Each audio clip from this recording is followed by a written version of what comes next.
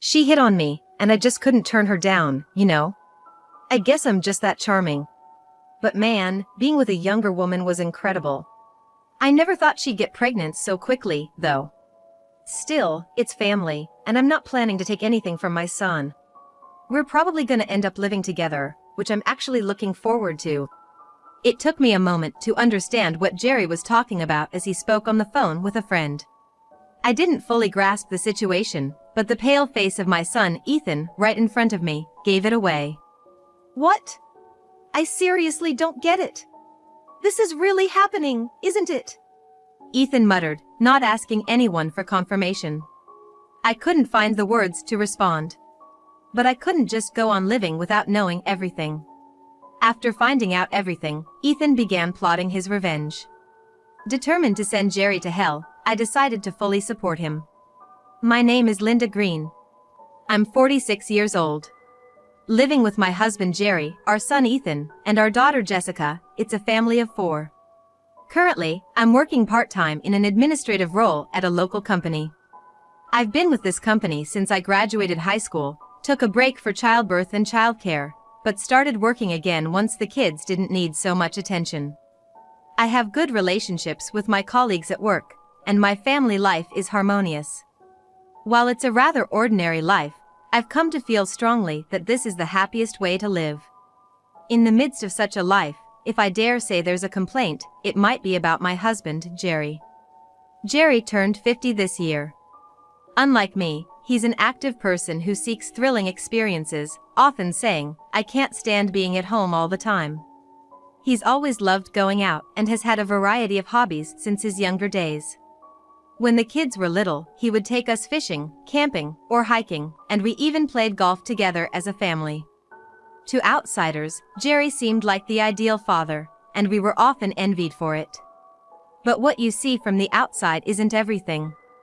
While he is curious and enthusiastic, Jerry also gets bored very easily. He always goes all in when starting something new.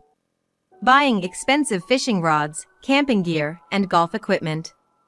Every time he picks up a new hobby, he spends hundreds of dollars to get all the gear, only to use it a few times before it gets stowed away. Never to see the light of day again. "Dad, I want to go fishing again. Dad, I want to go camping."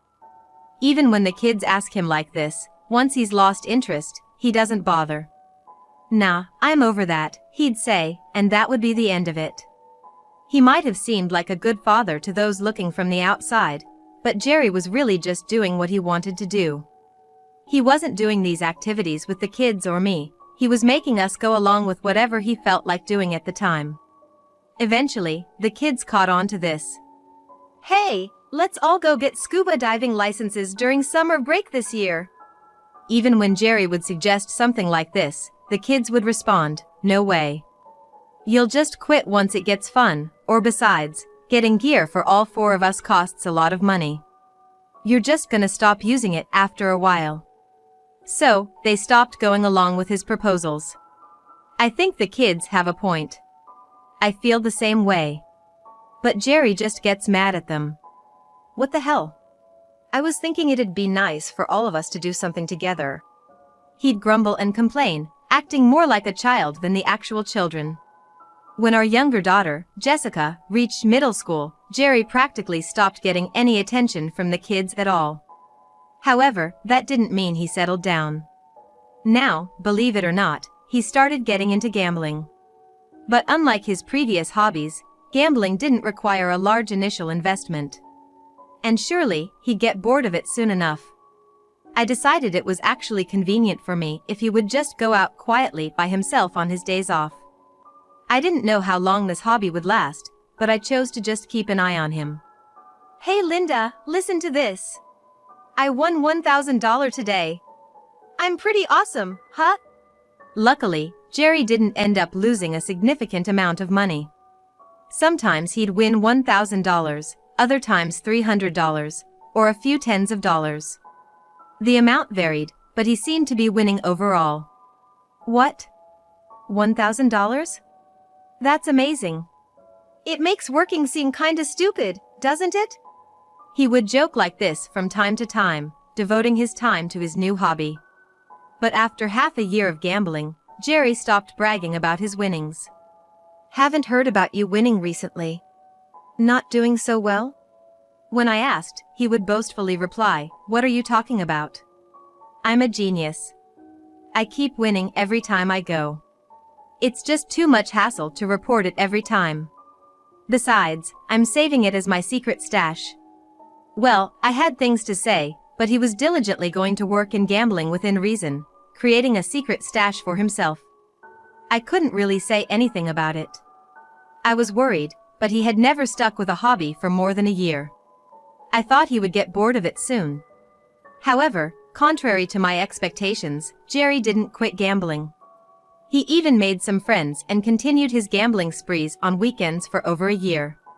One day, while I was feeling somewhat fed up with Jerry, I went shopping at the supermarket. As usual, I tried to pay with the card we use for living expenses when the cashier told me, "I'm sorry, but the transaction isn't going through."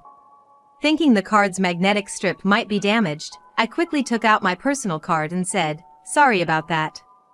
Please use this one," and completed the payment. The living expenses card was a family card issued under Jerry's name, with withdrawals coming from his bank account. So, I needed to talk to him about it, and I brought it up that night. Today at the supermarket, they told me my card wasn't working. They said the magnetic strip might be damaged, so could you please take care of the reissuance process for me? And with that, I handed my card over to Jerry. However, days went by and Jerry did nothing about it. Feeling suspicious, I decided to call the credit card company myself, but they told me they couldn't proceed unless Jerry called them. Reluctantly, I continued using my own card while waiting for the reissuance. Then one day, I noticed a letter from the credit card company. Wondering when Jerry had finally taken care of it, and desperate because I was out of funds, I assumed it was my new card and opened the letter without confirming with Jerry first. But when I saw the contents, my eyes widened in shock. "The payment didn't go through? What does this mean?" It was a letter urging me to deposit money into the account.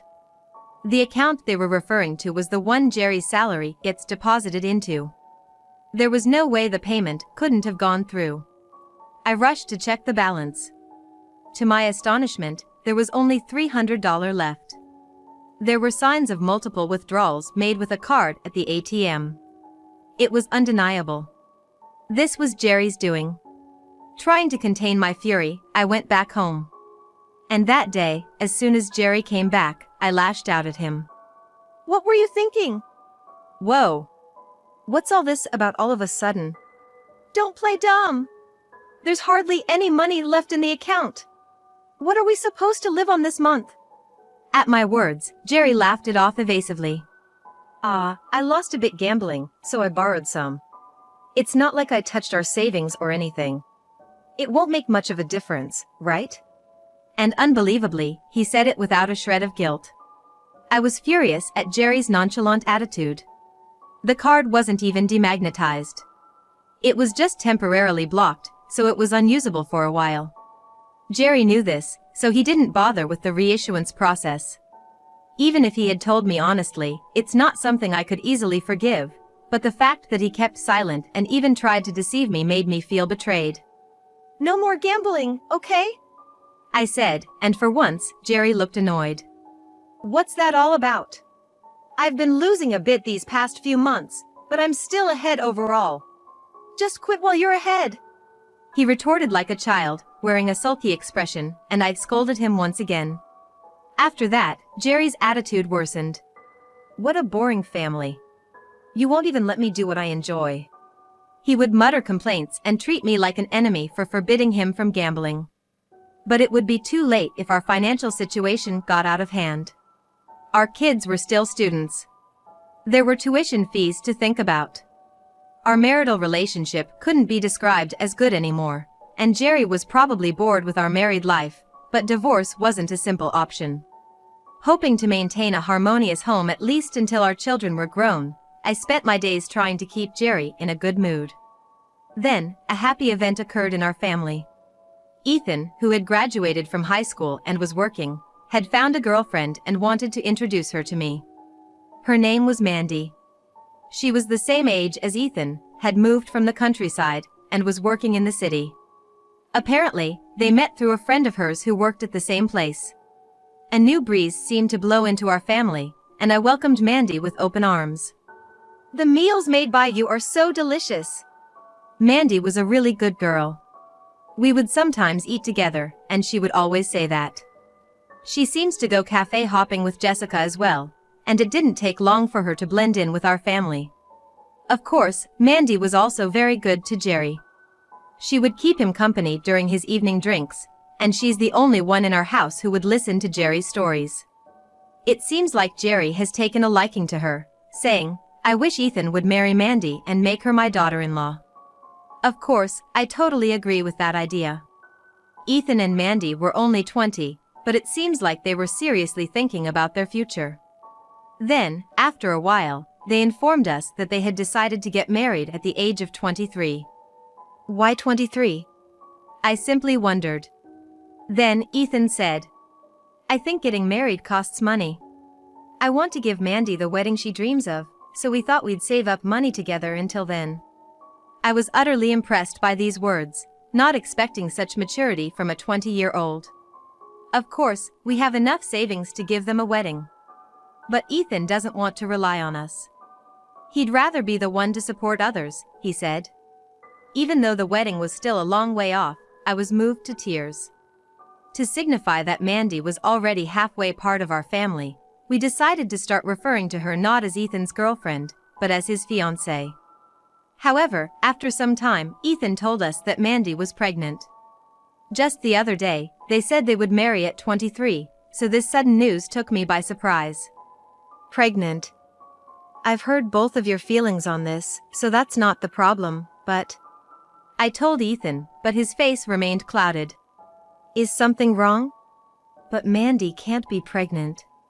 Ethan muttered reluctantly in response to my question. I couldn't grasp the intent behind his words and tilted my head in confusion. As if to add insult to injury, Ethan continued. I was on a business trip when she would have conceived. So, it can't be my child. Ethan's cry of anguish pierced my heart. Was Mandy unfaithful? But I can't see her as that kind of girl. Ethan said it himself. But Mandy insists she absolutely didn't cheat. I just don't know what to do anymore. Ethan was holding his head in his hands. Seeing him like this, I decided that I wanted to talk to Mandy, so I asked Ethan if he could arrange a meeting. I decided to keep quiet about it with Jerry until things became clear. It's a delicate issue, and I couldn't see how Jerry stepping in would resolve anything. However, the truth came out in an unexpected way. One evening, Jerry didn't come to the dinner table. Ethan, could you call your dad for me? I couldn't leave what I was doing, so I asked Ethan to call Jerry. Ethan went to call him, but after a while, neither of them came back. I wonder what happened. Leaving the preparations to Jessica, I headed to the bedroom. There, I saw Ethan, standing with a pale face. What's wrong? When I spoke to him, he gestured with his finger on his lips for me to be quiet, signaling something was wrong. As I approached the bedroom door, I could hear Jerry's voice inside. Well, now I'm set for life. It seemed like he was on the phone. Jerry talking on the phone? It must be with one of his shady friends he met through gambling. I looked at Ethan's face. If it was just a phone call, he could have just said Dad's on the phone and come back. Judging by his complexion, this was surely no ordinary call. And the next sentence made that crystal clear. I couldn't say no when she came on to me. I do have a way with the ladies, you know. And man, young women are the best. I never thought she would get pregnant so quickly, but hey, she's still family, right? I don't plan on taking anything from my son. It's just that we're gonna live together now, and I'm looking forward to it. For a moment, I didn't understand what he was talking about, but looking at Ethan's pale face, I quickly caught on. What? I mean, it's really that, isn't it? Ethan mumbled, not needing confirmation from anyone. I couldn't say a word. After that, I took Ethan and left the house. I didn't think it was a good idea to let Ethan and Jerry be together. Jessica looked puzzled, but I asked her to have dinner with Jerry and immediately headed to Mandy's place. Ethan, Linda. Mandy greeted us with a worried look on her face. It seemed like she and Ethan had been arguing about the pregnancy. Feeling the tense atmosphere, I decided to speak up. Mandy, I want you to tell us the truth. Who is the father of the child in your belly? Mandy then began to sob uncontrollably. She seemed to have difficulty speaking, but after I promised her that I wouldn't get mad no matter what, she slowly started to open. Actually, Jerry is. Despite saying he wouldn't get angry, I felt a deep anger well up inside me as Mandy mentioned that person. While I thought to myself what he could have possibly done, I also thought that Mandy was just as much to blame for responding to him. But I was mistaken. Ethan can't have children. He said if you want kids, it's better if they're blood related to him. He said that it doesn't change the fact that we're family. Both Ethan and I were lost for words after hearing this. Of course, there was no such fact. Mandy just kept crying after that. What an awful situation. Incredibly, Jerry had deceived Mandy, Ethan's fiancée, and had taken advantage of her. The biggest victim in this situation was Mandy. The distrust I had for her disappeared in an instant. I couldn't believe that she was lying. It's a delicate issue, so I thought we should keep it a secret from Ethan. If Jerry and I stay quiet, everyone else will be happy. Those words made my blood boil with anger towards Jerry. I'm sure Ethan felt the same way. I can't forgive him. I'll make sure he pays for this and ends up in hell. I nodded in agreement to Ethan's words. And so, I decided to fully support Ethan's plan to bring Jerry down. But first and foremost, we needed to take care of Mandy. Both Ethan and I apologized to her. She told us not to do it, saying it wasn't necessary, but we knew this wasn't something an apology could fix. I believe the child is innocent. But please, just give me a little time to think about what to do next. That's what Mandy said. Of course, we respected her decision. We asked her to contact us immediately if anything happened, and then we left her house. We're back. Oh, you're late. Where have you been? Jessica and I already ate. When Ethan and I got back home, Jerry acted as if nothing had happened and said that. Ethan looked like he was ready to jump on Jerry any second, but he held himself back and forced a smile. I just wanted to have a talk with Mom, you know. Dad, you've been banned from gambling, right? I felt sorry for you. While saying that, Ethan approached Jerry with a smile. Right? You understand, don't you, Ethan? You can't really live without a hobby, right? Well, yeah. You saying that made me think it over, Ethan. But don't go overspending, okay? Jessica was the only one unaware of our plan, so she exclaimed, "What? Are you out of your mind?" showing her frustration. But that only made Jerry more confident. If it's 3 against 1, give up. Finally, gambling is back on the table. Just as expected, Jerry was overjoyed. He went gambling the very next day. During that time, we explained everything to Jessica. As expected, she was speechless and showed more disdain for Jerry than anyone else. I can't believe it. How can someone like that be a father? I feel so sorry for Mandy, Jessica said, crying.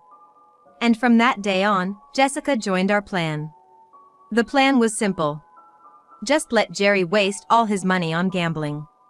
We, his family, knew his personality better than anyone else. Surely he would secretly dip into the living expenses soon. So I moved all the living expenses and savings to another account. I thought we would move on to the next step of the plan after 2 months, but Jerry's spending spree was several times faster than I had expected. It only took 3 weeks for him to hit rock bottom, and he started dipping into the living expenses. And soon, that account was also empty. What are you thinking? This is the second time. What about Jessica's college funds? How are we going to handle this? I yelled at Jerry. Jerry said desperately, I didn't think it would run out so quickly. I'll get it back soon, just another $200. No, $100 is fine. Lend it to me from our savings. Even though I knew it would come to this, my anger toward Jerry, who really did use up all the money so quickly, was genuine, not an act. You're not showing any remorse at all. What on earth are you thinking? With anger and frustration bringing tears to my eyes, Jerry widened his eyes in surprise. You've always been like this, only thinking about yourself. I thought I could endure until the kids were grown up, but I can't take it anymore. With that, I slammed the divorce papers on the table. Jerry finally turned pale at the sight of those papers. Isn't this a bit too much? You're joking, right? He tried to calm me down, but I felt no sympathy for Jerry at all. Jessica will stay with me. Since this house is in your name, I'll be leaving. Hey, calm down. It's just gambling. Just gambling? That's just the tip of the iceberg. I hate everything about you. Jerry looked truly desperate now, seemingly realizing the gravity of the situation for the first time. But a mere realization like that was far from enough. My divorce from Jerry was just the first step of this plan. Jerry was whining until the end, but Ethan told him. Dad, you used to say our family was boring because you couldn't do what you wanted. Now you can do anything you want, you're free. You can do anything you like now. You're a free man. I guess you're right. Jerry, easily swayed, agreed to the divorce with Ethan's encouragement. Later, Jerry found out that assets had been transferred to a separate account for living expenses, and he was furious. I was just safeguarding the money. I don't see why I'm being yelled at. You better split that money in half. And he arrogantly said that. I gave you the house, didn't I? So, if you sell the house, you have to split that money too. And of course, the fishing rods, camping gear, anything that can be turned into cash, you're gonna sell. Well, it's only fair, right? Jerry was at a loss for words. He certainly didn't want to sell the house, and even though he had no plans to use them, he didn't want to part with things like his fishing rods. In the end, I took all the savings.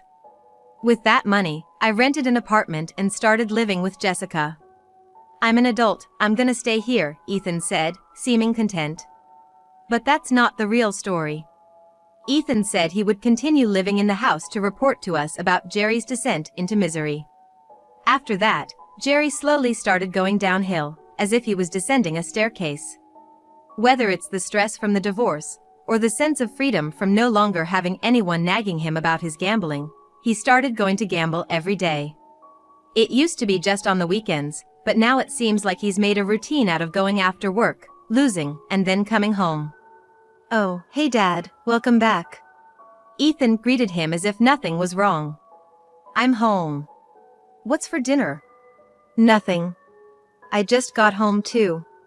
What are you eating then? This? It's beef soup Mom made for me. And while showing off the food I had given him, Jerry would resort to eating bread.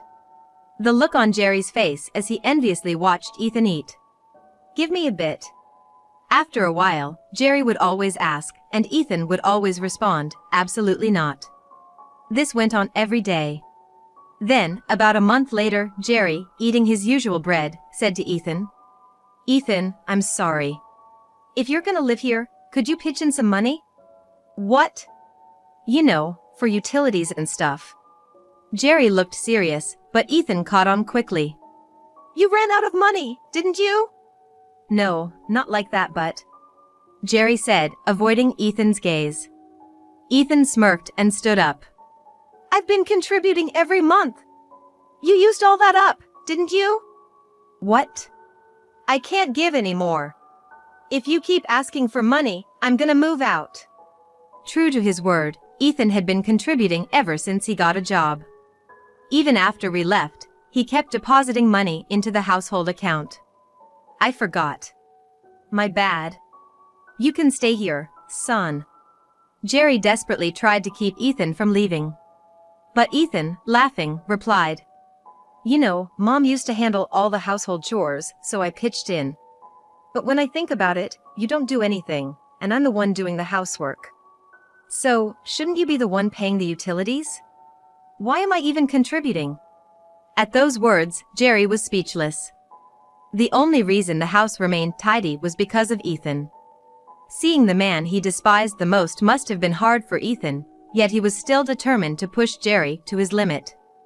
Yeah, well, Jerry seemed to nod as his eyes darted back and forth, but Ethan said, well, I don't really care since I'm leaving anyway. Ethan managed to playfully toy with Jerry while surely inflicting damage on him. Jerry frantically tried to stop Ethan, but Ethan brushed him off and left him behind. What happened afterward goes without saying. I started getting frequent calls from neighbors who didn't know I had left. The house seems to be in a mess. Have you gone somewhere? Is Jerry okay? He seems to be in quite a bad state. From these calls, I could immediately imagine the kind of life Jerry was leading. There were also eyewitness accounts like, some scary people came by. Should I call the police? I was truly worried about what was going on, but it seemed that Jerry had borrowed money from loan sharks. That meant he really must be out of money. As expected, I received a call from Jerry. Linda, help me. You're the only one I can rely on now. Jerry, who couldn't even do household chores and could only ask for money. I had no intention of helping such a person, but I decided to contact him. I have something to talk to you about too. I'll be at your house tomorrow. Upon receiving my message, Jerry replied, I'll be waiting. The next day, I headed to the house. Ethan, Jessica, Mandy, and an additional man. 5 of us went to the house. Oh. Did everyone come together? I've been waiting. As Jerry pressed the doorbell, he greeted us with an unnaturally broad smile. However, his smile faded upon seeing the man. Who might you be? Then the man spoke up. Nice to meet you. My name is Young, and I'm a lawyer. I'm here to discuss the matter where all of you have been victimized. Victimized? Yes. The infidelity against Linda, the defamation against Ethan, and the sexual assault against Mandy. What? Upon hearing those words, Jerry's face turned pale, he started to sweat profusely, and let out a bizarre scream. Let's talk inside, shall we? No. I have an errand to run right now. Sorry for the inconvenience, even though you came all this way. Jerry finally seemed to grasp the gravity of the situation as he noticed our stern gazes. The next moment, he shockingly tried to run away. Don't you dare run! Ethan caught Jerry in his tracks. And then he said, We know everything you did. If you're an adult, you better take responsibility. Intimidated by Ethan, Jerry shrank in size. After that, it was the lawyer's turn. Jerry, who couldn't rebut anything Suzuki said, just kept nodding while we watched him with disdain. No need to mention how I and Mandy felt about him. Also, you said that Ethan was sterile. Even if you don't spread rumors, telling that to his fiancée could potentially ruin his life. That's defamation. That is. Make sure you reflect on your actions. Then, the 3 of us demanded $100,000 in damages. Mr. Young explained to Jerry the breakdown and the reason behind the amount. There's no way I can pay that. Jerry pleaded and cried to Suzuki and me. That's when Jessica spoke up. Maybe you can get that amount if you sell this house? That is. We'll make sure you pay in full. Jerry had no money left. He was even in debt. He probably had no choice but to give up the house. Jerry cried and wailed miserably, apologizing profusely. However, there was no way we could forgive him. That's disgusting. Jessica looked at Jerry as if she was looking at trash, and Ethan also showed his disgust openly. Pay up quickly. And don't you ever come near us again. If you can't do that, we're ready to press charges regarding the situation with Mandy, just so you know. We left Jerry there, crying alone in his filthy house filled with garbage, after dropping those words, and then we headed home. In the end, Jerry sold his house. He used the money to pay us for damages, and to pay back the loan sharks, which I heard about from Mr. Young. However, he ended up without a place to live, and didn't even have enough money to rent an apartment.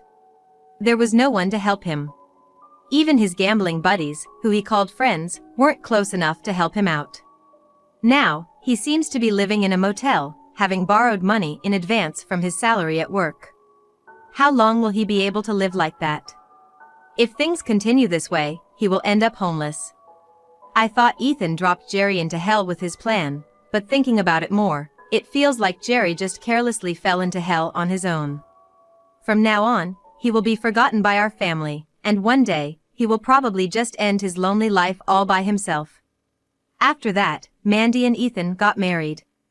The baby is innocent. I can't let Mandy get hurt any further.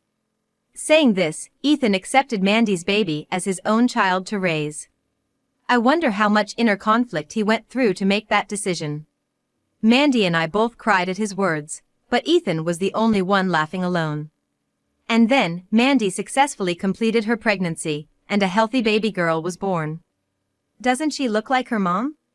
Jessica immediately said that upon seeing the child. Ethan looks like me. And if she looks like me, that means, after a DNA test, it turned out that the baby was actually Ethan's. It seemed that Mandy's period had been off, and the baby was small, so the weeks had been miscalculated. Mandy, Jessica, and I all cried. However, Ethan, who had been holding himself together until then, cried more than anyone else when he learned the truth. I will definitely make them happy. Both Mandy and this child. That's what Ethan said. The next plan Ethan decided on was truly a wonderful thing. And I am planning to support him fully from now on.